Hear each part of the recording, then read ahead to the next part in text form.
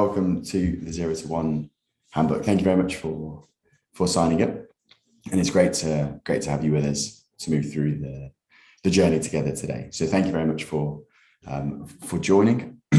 By way of introduction, my name's Michael Durante. I'm a founder of the Interna and have put together the 0 to 1 handbook to help you take your entrepreneurial idea, entrepreneurial dream from 0 to 1. And we'll dive into a little bit more about what that actually means as we go through the course. So this is mainly focusing on the introduction. I want to give you an introduction to the course itself, why we think it's worth your valuable time, and what you'll actually learn and how we can actually progress and move through the course. So first of all, a short disclaimer, feel free to read that in your own time. But the 0 to 1 handbook, what is it and why is it going to be helpful to you? So if there's anything that I learned throughout the years that I've been doing entrepreneurship, it's that entrepreneurship is hard. Lots of ideas come to us, perhaps when we're on the train, when we're in the shower, if we're in the gym, when we're on a run, when we're just talking to friends, if we're in a bar. But actually being able to implement those ideas, being able to implement those strategies, taking your idea from something that's merely a thought, merely an idea, into something that's tangible, is actually the hardest part. And I had this when I was in my final year of university. I just got on my year abroad, so I did a placement abroad, and I'd worked abroad and really enjoyed working in both Paris and Rome. Very fortunate to work there, but actually finding an internship in Rome was one of the most difficult things for me to do. I was calling up places here, there, and everywhere. I was emailing lots of places, and I was confused as to why I couldn't get an internship. I was even offering my services for free to a company, and they still didn't want to hire me, and I couldn't really work it out. But I needed to do it as part of my degree. And so once I finally managed to find an internship and I found one in a startup, I found that I learned an incredible amount when I was working for that startup. So once I'd got back to university, I was really focused on indeed trying to get my degree, but actually at the same time trying to start my own entrepreneurial journey. And so what I started to do was essentially connect students from the UK to startups originally in Italy. And off the back of that, it then started to build. It started to build up and up and up from there. And we went from Italy to Spain to France and even to Germany as well. So from that, I tried to start my own entrepreneurial idea, entrepreneurial dream. And by no means was it easy. I came across so many obstacles, made a heck of a lot of mistakes, and still do today. But often what I found really is that the most difficult part of the journey was actually starting. And so once we were actually sort of moving through connecting students and startups, I found that I was in one of the greatest positions to be, where I was sitting in between entrepreneurship and education every day. And on the evenings and the weekends, etc., I was speaking to founders of startups, understanding how they run their business, and actually just building my network of entrepreneurs and understanding what they did well, what they struggled with, what their dreams and ambitions were. But then equally could also try to implement those into the Interna's own business model, trying to actually take that from 0 to 1. And so what I found was actually that when interns were going over to these startups that they were working at, I was always driven on getting customer feedback. And the customer feedback that I got was that we really enjoy the service, we really like it. We have brilliant interns, ambitious students from the UK who are helping us to build our business. But it's only around the 6, 7, or 8 week mark that we really see a lot of the value that these interns deliver. And so what I wanted to try and understand a little bit more was, why was this the case? And I couldn't work it out. I was like, these are ambitious students, they're extremely clever. Why does it take so long for them to onboard? And I thought perhaps this is simply a matter of fact, and something that essentially that everyone, once they start a job, take a little bit of time to adapt. And one day I was just trying to, for my own sake, write down a few of my own notes, a lot of the stuff that I'd read, watched, and the idea came to me, well, what about if I could give the knowledge that I've got from all the mistakes I've had to these interns before they actually start working at a startup, and actually really understanding what it means to take an idea from 0 to 1. And so sat down and brought together all the notes that I put together, all the reading, all the mistakes I'd made, all the experiences I'd had, all the conversations I had with the founders and still have today with the founders of the businesses that I work with, and actually packaged that up into a small program that I thought, well, I'll experiment and try with the interns before they go out. And in fact, the response that I then got from the companies, from the startups that I work with was incredibly positive. So I'd found that actually taking these interns, these students through a 4-week program to take them from, or to show them how you take an idea from 0 to 1, they were able to implement that immediately into the business that they were going into. So what they were doing was essentially, along with the practical tasks that they were doing, was focusing on actually solving an issue for the company that they were going to. So 4 weeks before they even arrived at the company, they were looking at their biggest business challenges and their greatest business opportunities and understanding their market, their competitors, doing work indeed on the digital marketing side as well. So they were really focused already on the business that they were going to, which meant that as soon as they arrived, they were able to implement and they were able to deliver value right from the very beginning. And there was one piece of feedback that I got quite a lot from both the students and the startups that I was working with was, why is this only available to students? Why is it only available to the interns that are going on an internship through the interna? Wouldn't you be able to offer this on a wider level? And I thought, actually, it's a really interesting topic, a really interesting way of thinking about it. And so that's something that I wanted to do. And I actually want to be able to offer this further and wider to a larger community of people who are interested in taking their business idea from 0 to 1.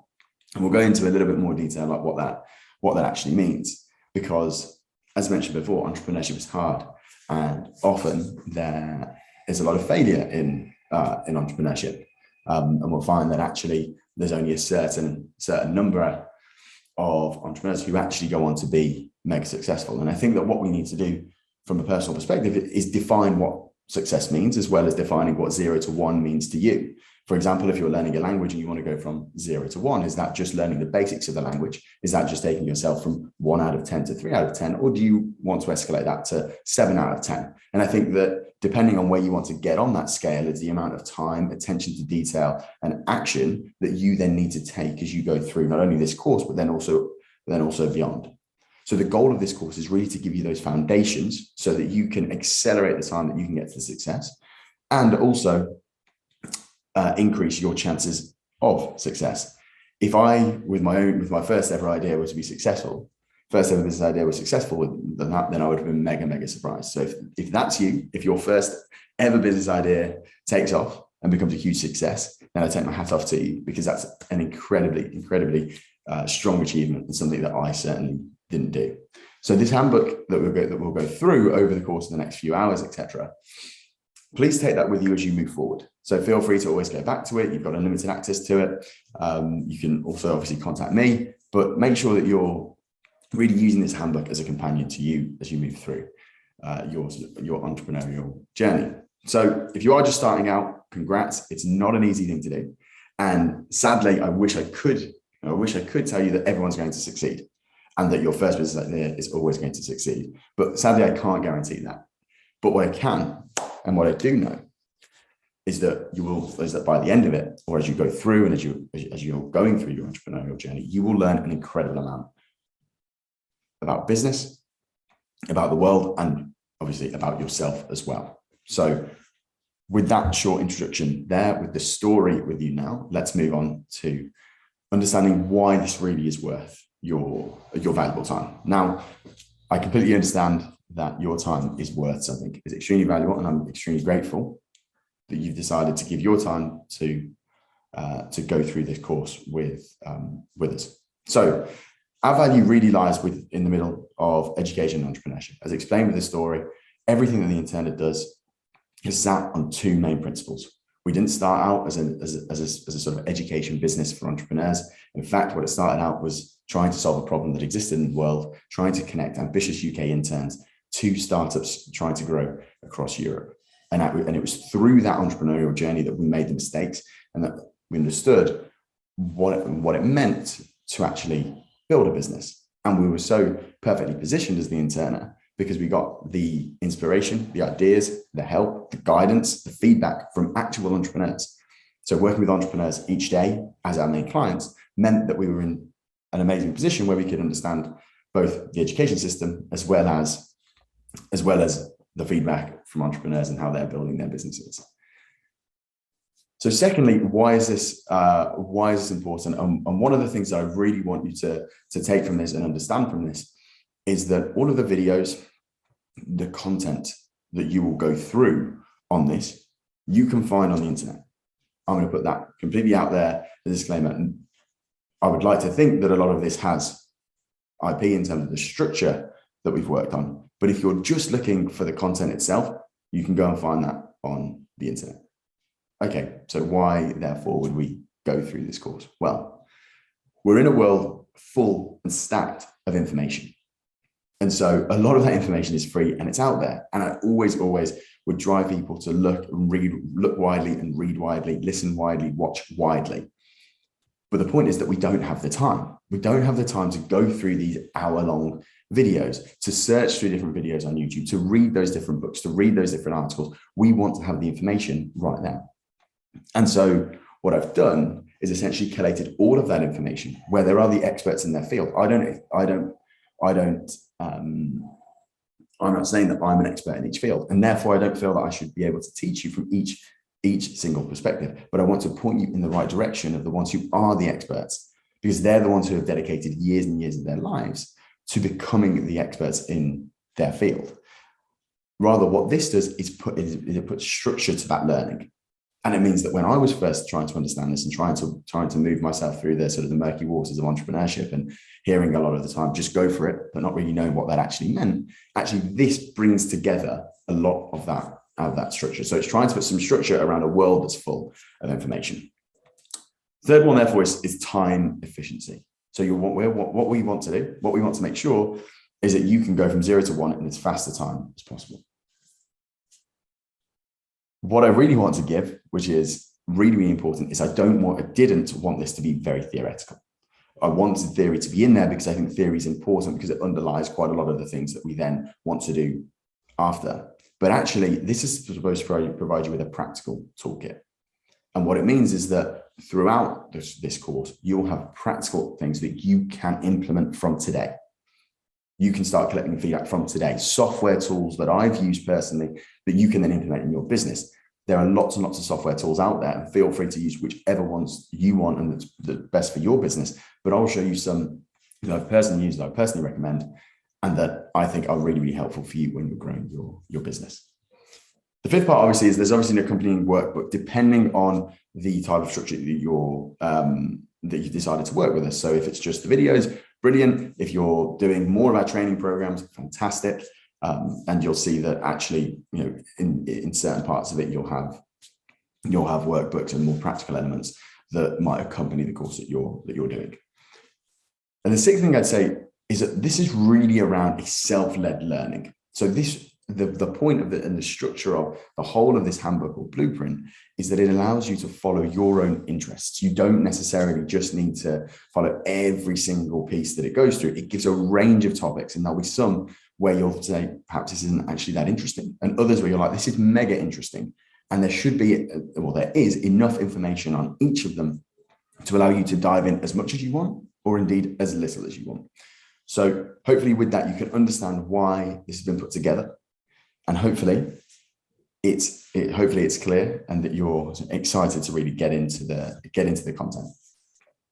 Before we jump into the content, I want to discuss who this handbook is actually for. As you heard in the beginning during the story, this was first initially targeted at our interns. But actually, what I found is that moving it wider means that actually it's available to a lot more people, and a lot more people who are interested in the sorts of things that hopefully you yourself are interested in. So the first type of person I sort of see this being for is what we perhaps call a solopreneur, someone who is looking to build their business by themselves. They don't necessarily need a huge team to help them build this. They just want to take their idea from 0 to 1, trying to build that extra income source, or an income source which is large enough, but they've got a lot of things to do by themselves. So they're not necessarily amazing if you are tech savvy, indeed. But this is for those who perhaps aren't as tech savvy. Perhaps those very similar to myself, where you've got a business idea, you want to build it, but you're not necessarily the most technical person in the world, but actually you just want somewhere to start, software tools that can help you get there. And so trust me, I'm sure that most of you have got better tech skills than I do. So this is really for those who are looking to build their business, but don't necessarily feel that they are the most technical or technically gifted person in the world.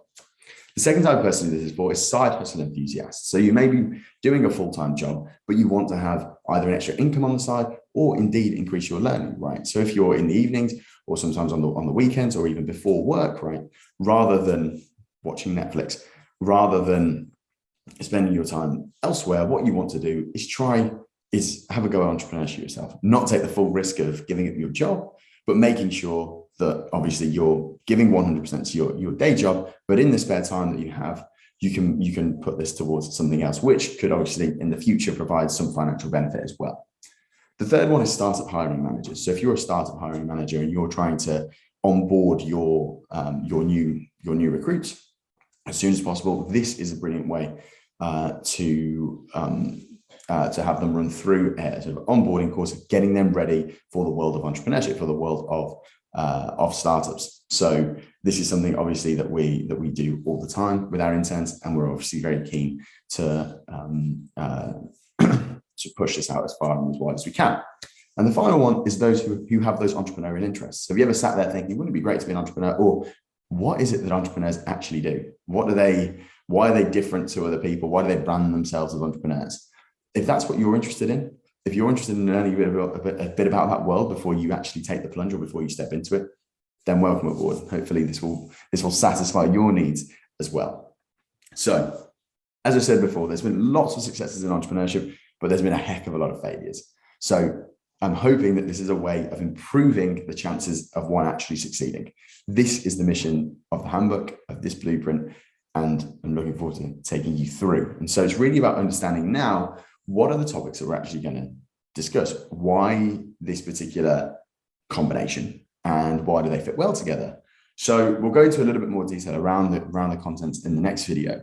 But as a high level view, we break this down and we break the thinking down into three core elements, three core topics: strategy, sales and business development, and digital marketing. Now, the reason that we're looking at sort of startup strategy, within that, we look at things such as the lean startup, design thinking, blue ocean strategy, data analysis, and strategy frameworks. Now, I'm hoping that in there are a few words that you didn't know, because if you didn't know them, that means I can teach you something. And if you do know them, well, hopefully there's still something there for me for us to be able to go through and understand. So the strategy element of this course is really trying to define the problem. So often we are very much focused on the solution. Have you ever spoken with your friends, or whenever you're speaking about business, say, wouldn't it be amazing if we had an app that allowed us to do X, Y, Z? Wouldn't it be amazing if we had a website that did A, B, C? When in fact, what about if we started the statement with, wouldn't it be great if we could solve problem A, B, C? Don't you find that that X, Y, Z is a real pain point for people? Now, if you can focus down on what that problem actually is, what the problem is you're actually solving and who you're solving it for, then you're halfway or even more than halfway to actually finding a solution to that. And indeed, people will pay for the solution, but actually they'll only pay for a solution that solves a real world problem. And so what we found is that a lot of people, certainly in the past and still to today, when they're becoming entrepreneurs, would pump loads and loads of cash and capital into an idea that they didn't know actually solved the problem yet. Where was the feedback that they got from customers that said, your solution, what you're thinking at the moment, actually solves my problem? Quite often you'd find that they pump all this money in just to find out that that problem didn't exist, or pump all of this money into building a product that actually only satisfied part of the need. And actually the one part of the need that they needed to solve was actually the biggest area where they could have actually made the most difference. And so what about if we could find this out a lot quicker? What about if we could find that out without spending as much money? And so what about if there was an iterative process that we could use to find out whether we were solving a problem that actually existed in the world? And so that's what our sort of startup strategy part is focusing on doing. We're trying to focus on where is the most value that we can add. But first of all, can we define the problem that we're looking to solve? The second area that we then look at is sales and business development. So why is sales and business development important? So this is all about looking at how can we get our first client? How can we get our early adopter? An early adopter is defined as someone who's going to be in the top 10% of the people who are going to be buying our product. And so what we're really focusing on is, where can we find our first customer? How are we going to get someone to actually pay us? And so on this part, it's a difficult one because it depends on obviously what you're selling. And so there's not necessarily a blueprint for every single thing that you're going to do. But what I'd like to do here is touch on a few of the sales channels that you can use and some of the sales methodologies and techniques. Now, as you can probably tell, I'm not an actual salesman, and it was something that I found extremely difficult when I was first doing it. And so what I really liked was having something which could help me focus on getting more sales, or indeed a proven, to an extent, methodology that would help me to actually implement this. So rather than people saying you've got the gift of the gab, or you can speak for 70% of the conversation, so you're going to be a brilliant salesman, rather I wanted to actually try and understand a methodical way of actually getting to my goal, which obviously was a sale. And so a couple of these techniques I came across was value selling and another one called challenger sales. So we'll go into a bit more detail about what those two are. The second thing I found in business is actually your business etiquette. So what do I mean by business etiquette? So networking, and networking is so important. Something I certainly didn't understand and certainly have a lot to improve on. Trust me, the first networking event I ever went to was nothing short of a car crash. And so what I would definitely say is that networking, understanding how to network in person, or do even simple things such as, if someone gives you their business card, keep that business card out until they put yours away. That little things like that are so simple that complement their business card. People take a lot of pride and joy in their business card. And so networking in person is obviously very important. How do we, certainly if you're younger, quite often you think, well, what value have I got to add to someone who's got 20 years of experience in the field? How can I ever add value to you? Why would they want to talk to me? And so one of the things that, and trust me, I was in the exact same position until I realized that actually one of the things that we can give that costs us nothing is attention, time, and questions. And so actually being genuinely interested in the other person, whatever age you are, and whatever level you are, whatever value you feel you can deliver to the other person, that is enough value in itself to deliver a great conversation and build a genuine relationship. Second thing is obviously LinkedIn. So more, we're looking a little bit more in terms of the software that we're using. LinkedIn, how can we reach out to people? How can we build those connections online? And then indeed, email writing. I know it sounds boring. Trust me, it's extremely important. Most of the communication that we're going to have now is going to be written. So how can we make sure that our written text is top notch and it's perfect? The final area of sales and business development is presentation skills. Now, as you can probably tell from the video, I'm not the best presenter in the world, but being able to use PowerPoint, all of this was built on PowerPoint, and using something called the pyramid principle by a brilliant lady called Barbara Minto, who wrote the pyramid principle. I'm hoping that you've not heard of it, because it means that I can actually teach you something. Those two skills combined allow you to offer very impactful and effective presentations. And that is going to be very important, because sales and business development, I don't want you to think of sales just getting customers, because one thing that took me a while to realize is that we are always selling. We are always selling. What do I mean by that? When you go to an interview, you're selling your own skills. If you're a founder trying to raise money, you're selling your business idea to investors. If you're looking to build a new partnership, then you're selling the idea of the partnership. If you're looking to sell your product, indeed, there we go. That's sort of the most raw view of sales.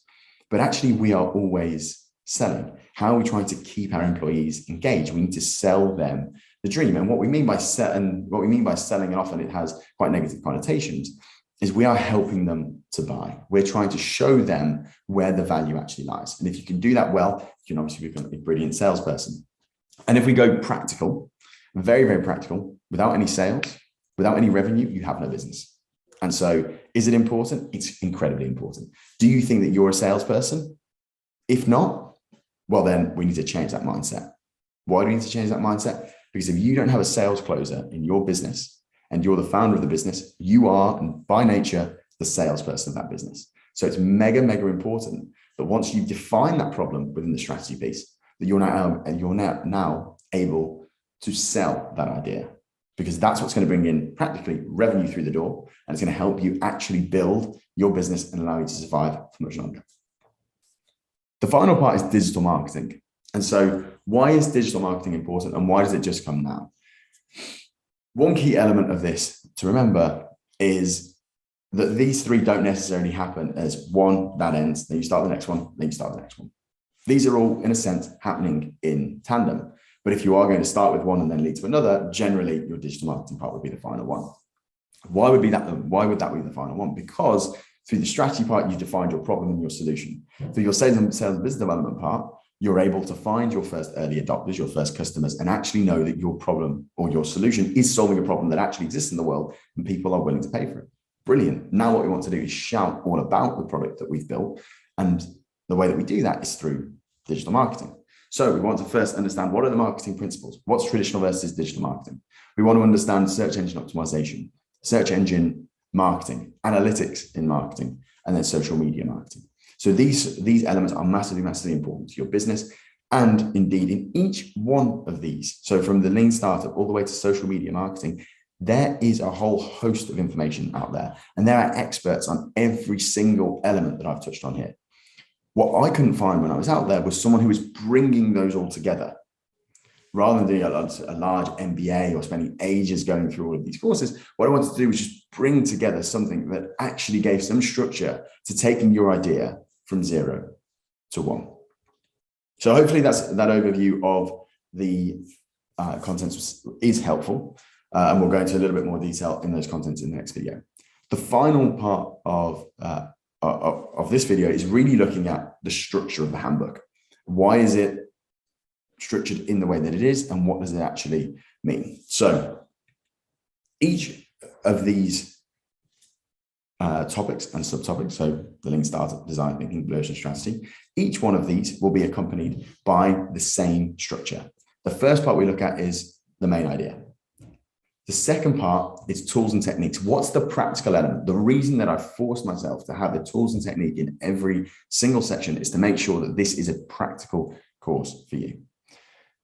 The third one is, depending on the program, a workbook activity, i.e. do it yourself. Let's try it. Build your own business idea, the company that you're going to, perhaps their business idea. The fourth one is the key takeaways. So you might not have much time. You might not think it's that interesting. And so you say, let me just have a quick look at the key takeaways. That will help me decide whether I want to dive into this or not. And the fifth one is additional resources. What about if you're absolutely mega keen on getting involved as much as you can into this particular topic? Well, all of those additional materials are there. And what you'll find throughout the course is that there are a few different icons that are used. So you'll see a video recorder. You'll see something that looks a little bit like a newspaper, an article. You'll see a book symbol, book icon, and you'll see a tool icon. So you probably guessed it. So a video will take you to a YouTube video. So as you can see here, we've got looking at, this is just a screenshot from a part of the course. So if you want to make sure your LinkedIn profile is looking really strong, if you can click on here, that will take you to the YouTube video. And what I've tried to make sure is that, excluding the additional resources, every YouTube video here, in terms of the time that's going to take you to go through, should be 7 minutes or less. Now, I'd say that with the exception of one, which is the Golden Circle by Simon Sinek. That's a 25-minute video, but when you watch it, trust me, you'll understand why I want you to watch the whole of it, and rather than just 7 minutes of it. It's an absolutely brilliant, brilliant tool technique that he uses, and he explains it fantastically well, a lot better than I could ever do it. The second part, obviously, is articles. So this will be a website or an article where you have a little skim through. That's got a lot more detail on it and some really strong and good detail in there that I think is going to be helpful for that particular part of the course. Then obviously a book, probably guessed it. These books don't generally come across in the actual material itself. They're more in the additional resources that's attached to each of the subtopics. And then finally is a software tool. So this is a particular tool that you can use and you can implement in your business from today. So for example, the one that we've got here is called Rebump. This is a Google Chrome or a Gmail add-on whereby it can send updated, or it can send additional emails to a particular email address that you've just sent to, should they not reply. Now, this is used mainly from a sales perspective, whereby once we send the first email, we can then have a log of another 5 emails, one that might go 2 days after, one that might go 5 days after, one that might go 10 days after, and one that might even go 2 months after. And you can personalize it as well. So for example, you can have, "Hi, Michael, did you manage to see my previous email?" What that takes away is the difficulty in you then having to make sure that you follow up people who you're not even sure are going to follow up. And so what you can do is you can do a little bit more mass email, reach out and make sure that actually those emails are always ongoing and trying to help you build that pipeline of sales. On that note, thank you very much for listening to the introduction. I hope it was helpful. I hope that all makes sense. And next topic, we'll go into a little bit more detail into the content and more of an overview of the actual structure itself before we then actually dive in a little bit more. Thank you very